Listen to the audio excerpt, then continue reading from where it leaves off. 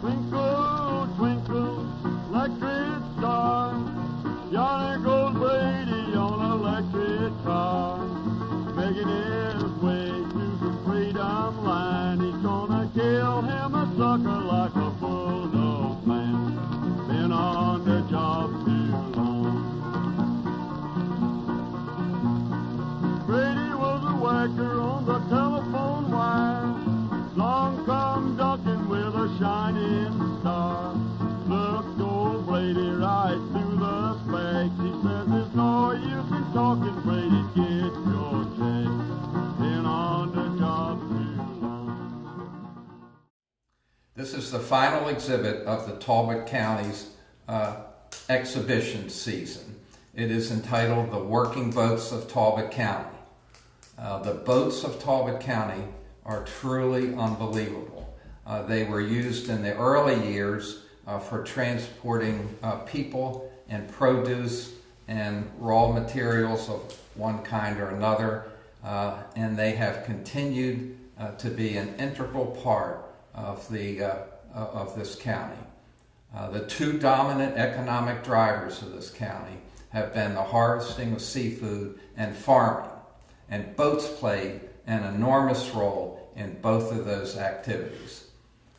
I'd like to introduce to you Pete Lesher. Pete is a master's degree from Columbia University. He's the longtime chief curator of the Chesapeake Bay Maritime Museum.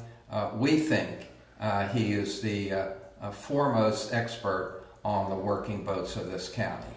So I'm with the Chesapeake Bay Maritime Museum in St. Michael's, and I am, this is part of a partnership between the Talbot Historical Society and the Chesapeake Bay Maritime Museum, where we have lent a number of the models, the boat models from our collection, to supplement, to provide a 3D illustration of the photographs, the rich photographic collection of the Talbot Historical Society, of which we see just one sample here.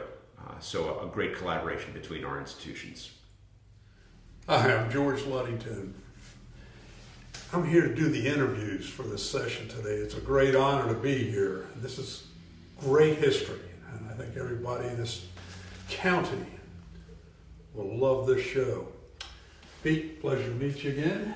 I know our paths have crossed, but it's a pleasure to be here and have this history brought out to us. This is fantastic. These boats that are up here, they're all work boats. Right. That's Everything's right. work boat.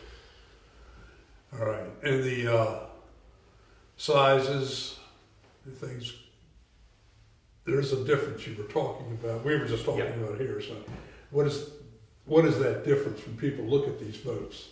Well, we're looking at commercial boats of various types that were used. All of these were used in Talbot County at one point or another, and these are photographs and models of these boats that have real Talbot County roots, that were in many cases owned by county residents, or at least in the case of some of these, the ferry and some of the steamboats were serving Talbot County. They were coming to our wharves. They were bringing people and goods across the bay from Baltimore, or in the case of the ferry from the western shore near Annapolis to the eastern shore, providing that connection across the water, using our waterways as highways.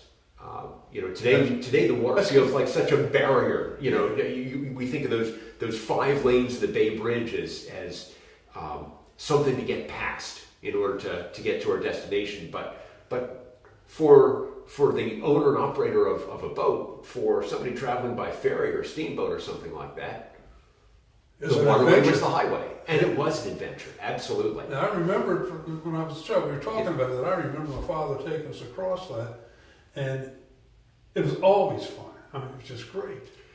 We think of the ferries that connected the eastern shore to the western shore until the Bay Bridge was built in 1952, and that's when this ferry went out of business. But until then, this was our connection, and there was always a line on a summer weekend. Returning from the Eastern Shore, there was a line to get back across the bay. And so what did everybody do? They stopped, they got out of their cars, they socialized a little bit. Now, sometimes today, if there's an accident on the Bay Bridge, we may stop, we may even turn off our cars. Yeah. But we tend not to get out and socialize with all the other drivers around us, do we? That's right. You're absolutely right. Absolutely. Plus, they serve food and drinks on there. Great. That was all part of the experience. And of course, so these were commercial boats that were carrying passengers. Things that had to arrive on schedule.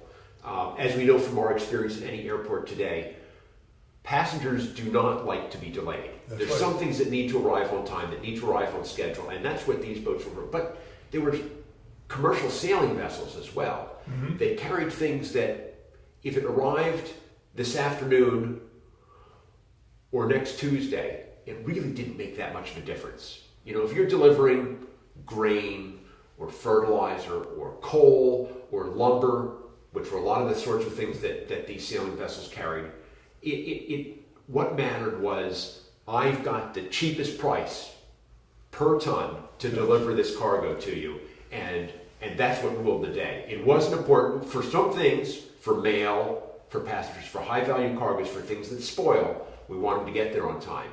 But other things, it didn't really matter that much. Well, I have to ask the question now. I always wondered, what happens out here during the winters when the bay froze? The bay used to freeze over. Sure. And people there was a lot of ice. Yeah, and a lot of people drove their cars across the ice. And I can remember there was a little bit of that. Huh? There was a little bit of that. That could be dangerous. I saw it. But I was just wondering, putting this thing together, why didn't the historical societies of the bay take these boats and put them up somewhere where people can walk on them now? The full size, if you look at the history of all the steamboats on the bay, mm-hmm. there's not one left. There are a couple of diesel ferries, including the Harry W. Nice. She still exists, but not one steamboat survives. And frankly, it's really the economics. These boats, by the time they were being retired in the 40s and 50s and 60s, some of them as early as the 30s, they were pretty worn out, and there was no economic justification to put the money into them to keep these boats going, and so we lost a lot of that. And so what we have left are the models, are the photographs, are in some cases the brochures and things like that give us some memory to hang on to the past of these boats, the operations of these boats, the way they touched our lives. Yeah, well, that's fascinating. I always remember doing this as a child. My wife says she did this when she was a child. Yeah. Yeah, and she still talks about how much fun it was. It's all beautiful. My other question I'm waiting to ask: these boats that we see here, and that you're going to be pointing out here a little bit, they look like they're hand carved. Yeah. And was it done by the watermen themselves? In some cases, that's true. That's true. Now, if you look at the history of Talbot County boats, mm-hmm. the ones that were used here, there were some boat builders that made their living providing boats to the watermen. They were full-time boat builders. They finished this boat and they start the next. They might even have 2 or 3 boats, the more prosperous ones, the ones that had a larger workforce, going at one time.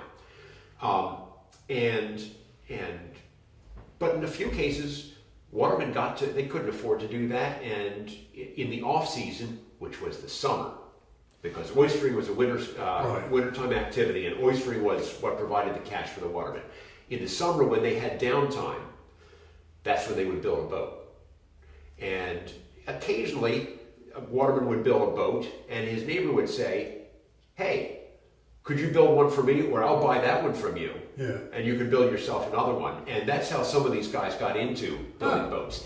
And then some of these watermen, particularly when they retired, oystering, you could make enough money to retire. if you lived long enough. If they retire, what are they going to do in retirement? Well, what do they know? They know there's these boats, and they're not lifting heavy things to make a model. This was for several watermen a retirement occupation, a way of remembering what they did, and boats that they knew intimately well. Now, the one right above here, this is a Bug-eye. It's an oyster dredging boat, so would have been used in summer for shipping produce or grain or fertilizer or anything like that. But in the wintertime, that's when it really made its money, and it was dredging for oysters. And this is a Tillman-built Bug-eye. Faulkner, M.A. Faulkner. Faulkner is a good Tillman name. And she was built by a Tillman Island boat builder, a genius, by the name of John B. Harrison. And John B. Harrison built something like 17 or 18 of these Bug-eyes. That's these round bilge boats, 2 masts, typically 2 masts. There were exceptions. And this was an innovative boat. I said he's a genius. And one of the problems with Bug-eyes is typically there's another model in this exhibition that shows a typical Bug-eye that they're built like canoes. They're sharp in the bow, they're sharp in the stern. But when you start hauling those push boats, and particularly after the push boats got motors in them, when they start hauling those out of the water with the davits over the stern, there's no place to work in a canoe stern boat. And so they started building platforms. Well, to create more working space after them, a little bit more deck space back there, right around the wheel. Well, what John B. Harrison did, you can see that this is an elliptical stern or round stern. He built the basic hull to create a little bit more space back there. It was an innovation. Now, he wasn't the only one doing this, but he was one of a handful, and this was an innovative boat. So this is the round stern. The round stern back there. Okay, and so people know who are watching who really aren't up on this. This was the pusher? That was the yawl boat, which after the turn of the 20th century, they started putting little marine inboard engines in there, and the yawl boat became a push boat. They would, when there wasn't a breeze, when they're maneuvering in and out of harbor, they'll lower that push boat, and they can get themselves. Now, when they're out on the oyster dredge bars, they had to have that motor yawl boat, that motor push boat, hoisted up out of the water so that the marine policeman could see from a long way. They're not power dredging, they're sail dredging. It made it fun. Interesting, that's interesting. Yeah. Now, so John B. Harrison built the actual Bug-eye, the full-size Bug-eye, M.A. Faulkner, just after the turn of the 20th century. 1901, he launched this boat. Sometime later, the same man, the boat builder, made this model of his boat. So you can find that, what does the waterman do in retirement? In this case, what does the boat builder do as he's getting along in years? He made this, and he made other models as well. Now, he would have made models that he would have worked from, that were actually plans, 3-dimensional plans for his boats. That's not what this is. This is just for fun. This is just for show. This was made after the boat, not as a planning tool for building the boat. Okay, now how did they handle the ice and the cold and everything? Well, what the watermen call windowpane ice, which is just when the ice starts forming up and you just get thin as glass ice, that will saw through a wooden boat like butter. Cut the bottom right off of your boat, you can sink within minutes. You've got to be really careful about that with a wooden boat. Now, what some of these guys would do is that they would put a little metal sheathing around the bow at the waterline from the bow on back to the widest point. And it might be copper plates. We have a boat down at the Maritime Museum, the Rosie Parks, that had brass plates. But now, copper's not a very hard metal, but it was enough that it might save you from that windowpane ice. And because again, so really what you did is you stayed home, and if you got stuck out, you could get stuck in the ice, and you had to wait for somebody who did have some minimal ice breaking capability to come along. Some of these ferries had steel hulls. They had some minimal ice breaking capability, and they performed that service on a couple of occasions. Could cut through the ice on the bay. Well, that's interesting. Yeah. And the state had icebreakers too. I'm talking about since I was a kid. I've always wondered because we'd go. I know we take drives over there in the winter, and you'd see the ice. Absolutely. And you see boat owners going, how do they protect themselves? How do they get through this? Now, we were talking too about the distinctions between boats in various parts of the bay. Yeah. And bug eyes like this. These are boats that are particular to the Chesapeake. You won't find these built and used up on Delaware Bay. You won't find them built and used down on the Sounds of North Carolina. They're particular to Maryland and Virginia. And there are some of these types. So when you see a bug eye, when a waterman would see a bug eye, when a yachtsman would see a bug eye going up and down the East Coast, even if it wasn't on the Chesapeake, and occasionally one of these would get outside of the Chesapeake, they would instantly recognize this as a Chesapeake boat. It would just strike you, that boat is from the Chesapeake. The boats that replaced these bug eyes are the skipjacks. Mm-hmm. There's some great models in this exhibit of skipjacks. There's some great photos of skipjacks. There's a couple photos of a skipjack by the name of the George W. Collier, built a little farther down the bay, down at Deal Island, but owned at Tillman, and owned by a waterman by the name of Wade Murphy. Now, a number of people will say, "Oh, I know him." Actually, not the same Wade Murphy. His father, or depending on which Wade Murphy you're talking about, his grandfather. There are two more generations of Wade Murphys that are working, and you know that's the way. That's so often how watermen get into this trade. It's because your father did it, and you go at your father. It just keeps passing down. And it goes down the generations. This is fascinating. This is fascinating. It really is. I keep going on this. This is now my other question. I built a sailboat years and years ago. Yeah. It's way history now. I don't have it, but canvas. Yeah. Right?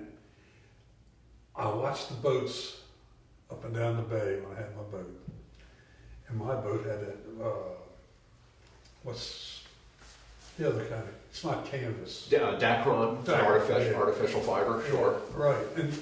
But I looked at that canvas, and that's heavy. It's heavy when it's wet. Yeah. You can always tell when you're looking at a picture of a boat with its sails furled, with its sails down. Cotton, canvas, packs up, rolls up really nicely. You can make it nice and neat.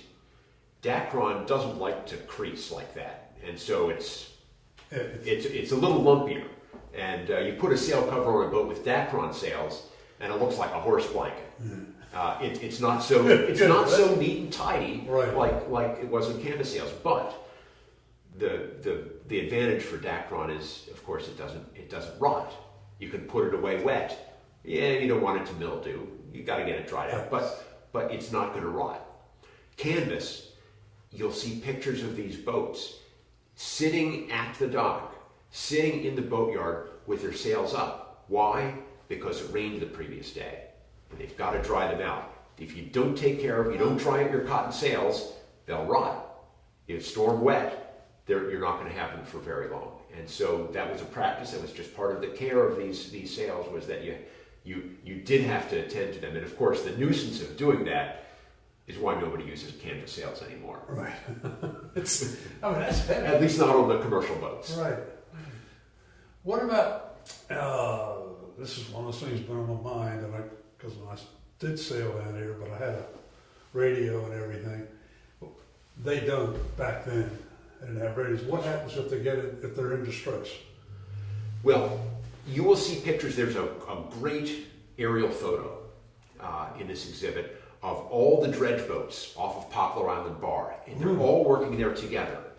Now, there's two reasons, and you still see this. You'll see all the oystermen working on the same bar together. One of the reasons you do that is for mutual safety. We're within visual distance, maybe even talking distance of each other. So if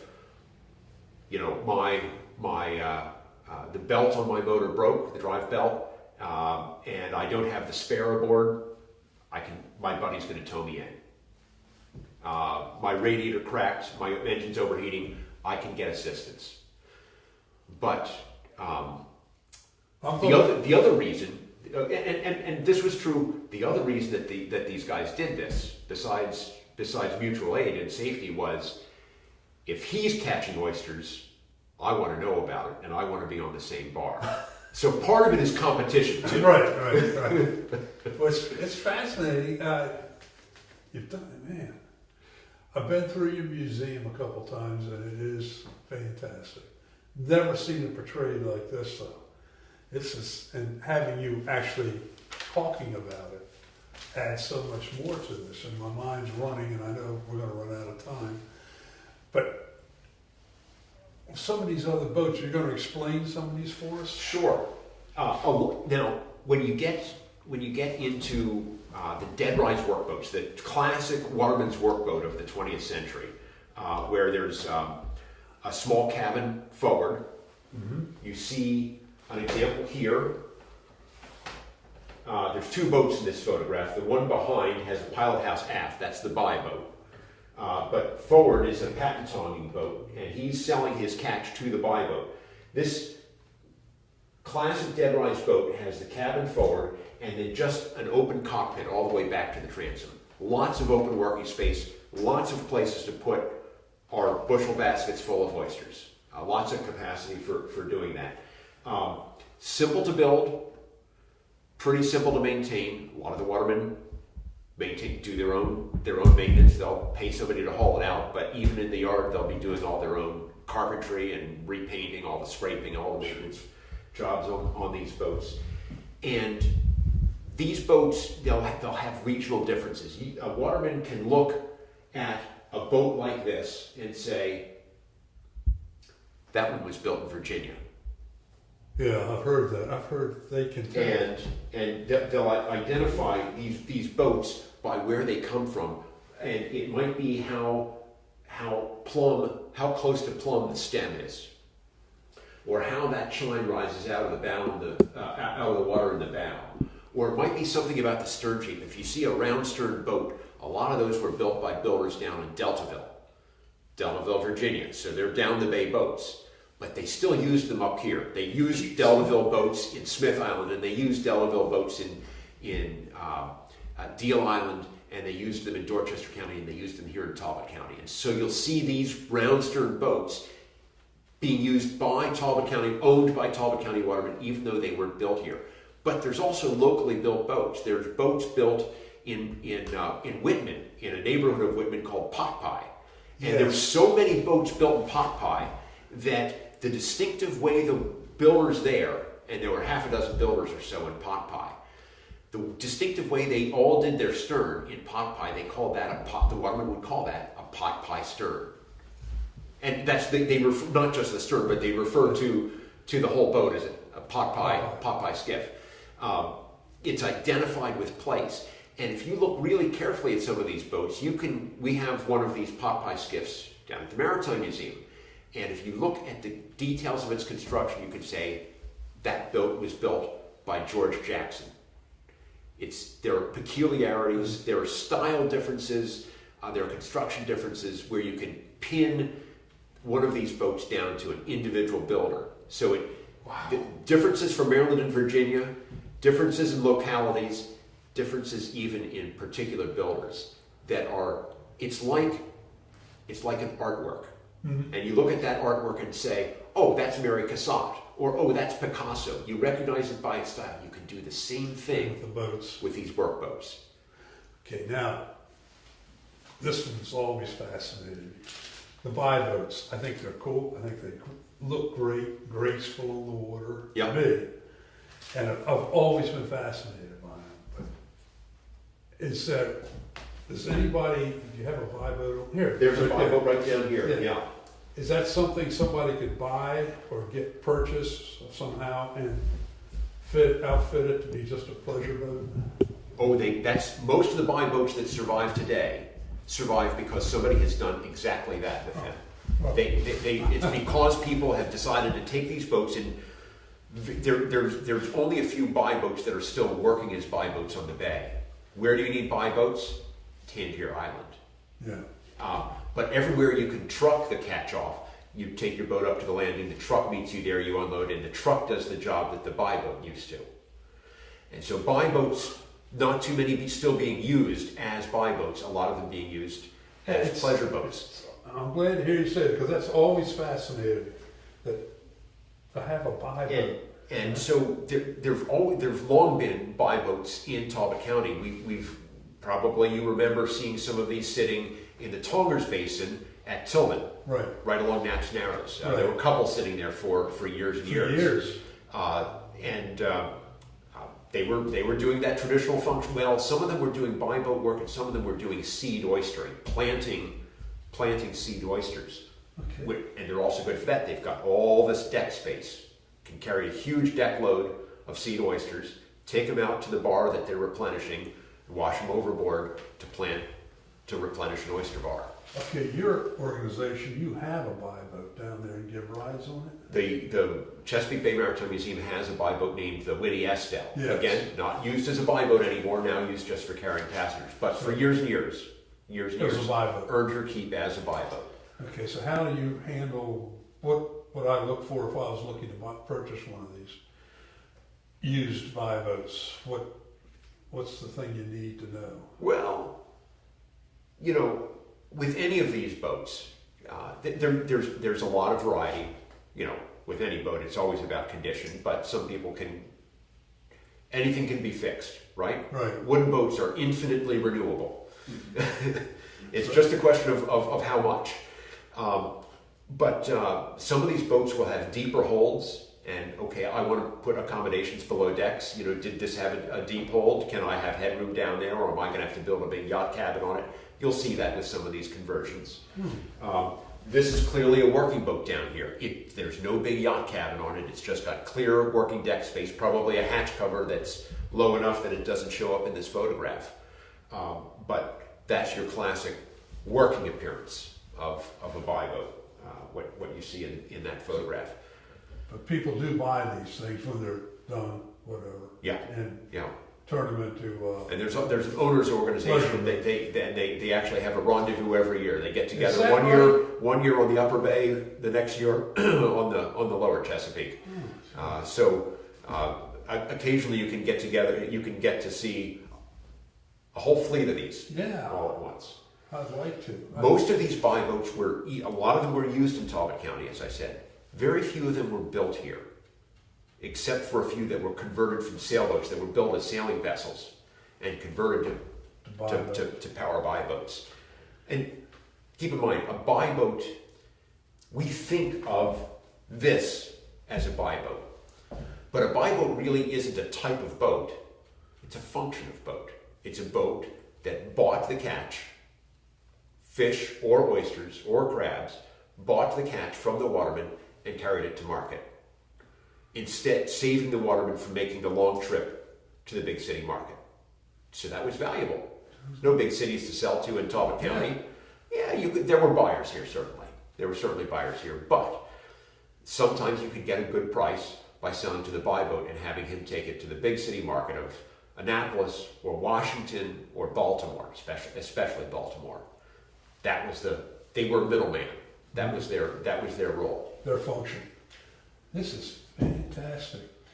Okay, we've got more boats to see, but let's take a quick break. Okay. I'll be right back with you. Welcome back. We're back with Pete Letcher, and we are talking about boating on the Chesapeake Bay and surrounding waterfronts, and it's the watermen's boats. I said boating, and it should be the watermen's boat. That's what this is about. And it's, for those of you who are just turning this on, this is fascinating work, fascinating histories. Pete? What we have here, what these boats all have in common is that they were all used in Talbot County. They were all owned by Talbot County watermen. Even if they weren't built in Talbot County, even if they didn't have their origins here, they were brought here and had their useful working life. And just looking at the variety here, you've got a Virginia-built, what we would call a Deltaville round stern, classic dead rise workboat, but with this there's a round stern on that, not instead of the regular box stern that you would see on motorwork boats that were built here. The most common motorwork boats would have been these square sterns, box sterns. Jeez. And a writer, Larry Chuding, talked about at one point that one of the things that really distinguishes these different types of boats is the different stern shapes. And he said from Popeye sterns, we talked about Popeye sterns, from Popeye sterns to drake tails, watermen appreciate a pretty rear end. It's all about stern shape. And down here we have a stern shape. It's another round stern, but it rakes the other direction. It's sort of inspired. This sort of boat is sort of inspired by the Navy torpedo boats or some early 20th century racing boats. Very racy look to it. And a lot of these were built by builders down on Humper's Island, lower Dorchester County. They got used up here in Talbot County, and in fact, a few of these were even built in Talbot County. But we tend to call them Humper's Island boats, or what they call them in Dorchester County was dovetails. I've heard that term. They would call this dovetails. You'll sometimes hear drake tail too, and depending on where you are, the name for these things might vary. But where most of these were built, the name used by the watermen for them was dovetail. We mentioned Wade Murphy. Wade Murphy Sr.'s skipjack earlier. Here she is, the George W. Collier. Again, built down on Deal Island, but brought up here to Tillman, brought up here to Talbot County, and used by local watermen for oyster dredging. And the last one I want to mention here is this. You look at this and you think, your first impression is that's a buy boat, and it's a big one. It's actually not even a buy boat. This was bigger than most buy boats. We would call this a motor freight boat. It's the same sort of boat, just scaled up. A little bit longer, a little bit wider, a little bit deeper. This is a boat built down on at Pocomoke City. Oh, okay. And the Henrietta Francis, but then owned and worked out of Tillman. And what is she doing? Well, she's carrying freight. This is the waterways as the highways. This is what the bug eyes or the big schooners used to do in carrying freight back and forth across the bay, the coal or the lumber or the fertilizer or the grain. By the 20th century, it gets carried by these motor freight boats. And this is still going on, but the boats have changed. Now, what we're using is barges and tugboats. Yes. And you'll see them Go to coming the up. bridge and you'll see them. You'll see them going up the Nanticoke River to Seaford. You'll see them going up the Wicomico River to Salisbury. What are they doing? They're bringing all barges full of grain, of corn and soy, to feed all of our chickens. We can't grow enough corn and soy on the Eastern Shore, and so that still goes by water, and that's what the Henrietta Francis was doing, was carrying that type of produce or lumber all over the waterways, using the waterways as highways. What is she doing now? I think she is gone. Oh. She doesn't survive. Most of these, most of these boats are gone. One exception that I do know of is that the George W. Collier still does exist. She was taken down to Norfolk and used by the Sea Scouts and renamed the City of Norfolk. And then she was taken up north, I think, to Brooklyn, but she's back. She's back on the bay, and needs in need of restoration, but still extant. Wow. There's a great heritage of these workboats from the bay, and we get a great taste of it here in this exhibition up through all these models. I am totally fascinated. I love these boats, and you've explained so many things to me already. This is fascinating history. Just to stand and look at these men. I never understood how these men were able to go out there and work in the cold. It is tough work. There's no doubt about it. Man. And some is worse than that. Some is worse than the other in terms of back breaking. You think of oyster tonging and the upper body strength that requires, or the mess that oyster dredging creates. If there's a dirtier work, I don't know what there is. Yeah, that is. You're right. That is. Years ago, like I said, I used to have my own sailboat, and I kept it down south here, and I wanted some oysters to take home to where our house used to be down here. So I went out and talked to a gentleman, and he said, yeah. He said, well, you want to go along? And I said, yeah. Well, I got to do some tonguing. Whew. Straighten me out. I'd never again. I couldn't, man, God.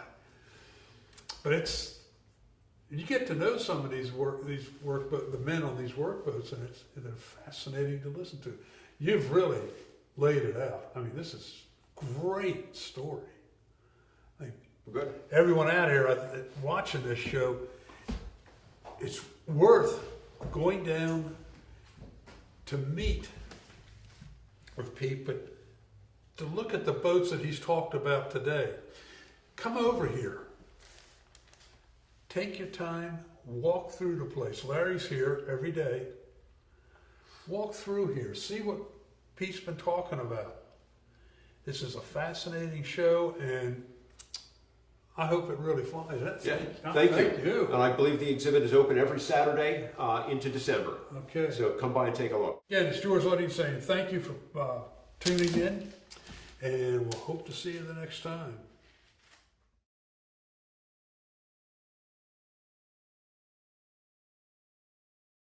No dog can shot a hole through Brady's chest. Been on the job too long.